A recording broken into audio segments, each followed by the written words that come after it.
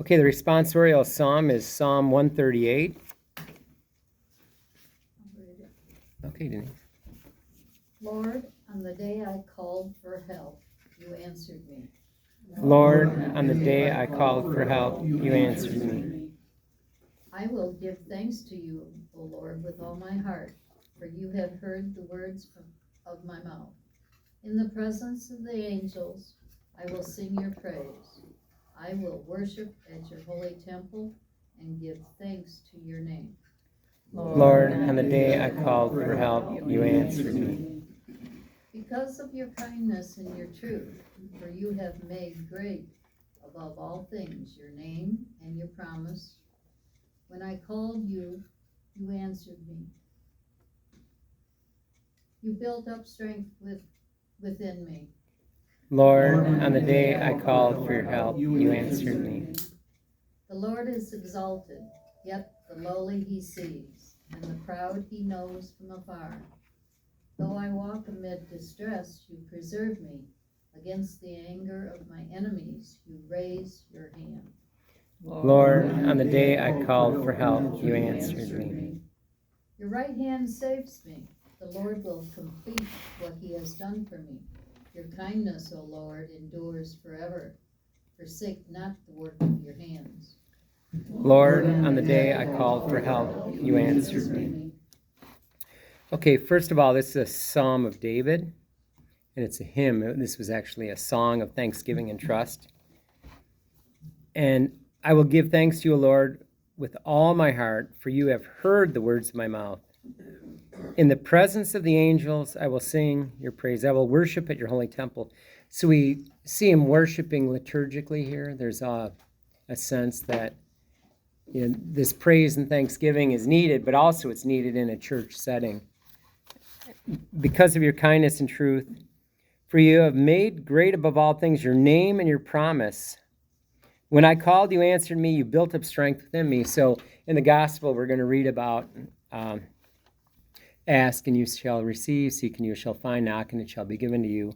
And you can kind of see when I called, you answered me. You have built up strength within me. So petitioning God with confidence is important. And we'll see in the gospel reading, I mean, there will be an answer. It may not be the answer you like, but there will be an answer from God.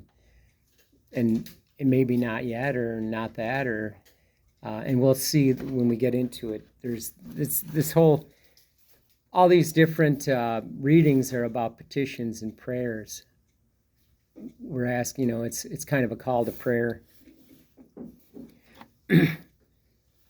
God, the Lord, is exalted, yet the lowly he sees. So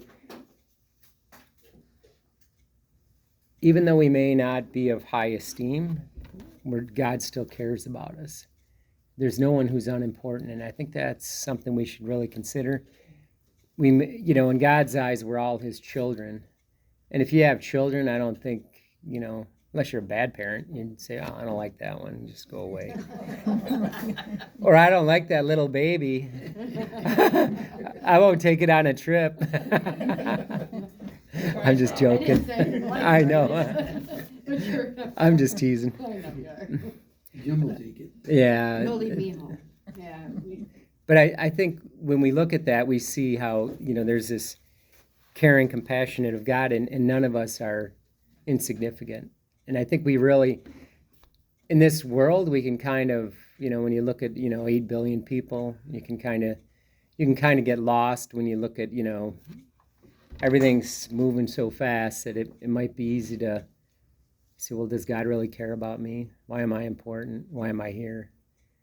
And I think these are questions. Actually, in today's society, I think a lot of people ask a lot of questions because they're too distracted. But these are good questions to ask because they help you understand who you are, and hopefully you get a why. Why am I doing what I'm doing? Why am I alive? What's my purpose? And I think these deeper meanings kind of can help you navigate through life.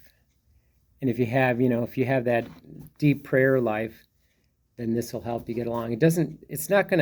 So though I walk in mid distress, you preserve me. So he's not going to keep us from having distress. We're still going to have the illnesses, the sicknesses, but he's always there with you. And when I read this psalm, this is kind of a goes back, but there was a poem about footprints in the sand. I don't know if you remember that. Yeah, we have that. That's kind of what I thought of when I was reading this, and I don't know, I was just random. I thought, well, where'd that come from? But anyways, but in the most difficult times, he carries us, because he wondered why there's two, you know, and he thought, well, when I'm going through my worst and lowest times, God's not there. There's only one set of footprints, but actually he said, I carried you during those times.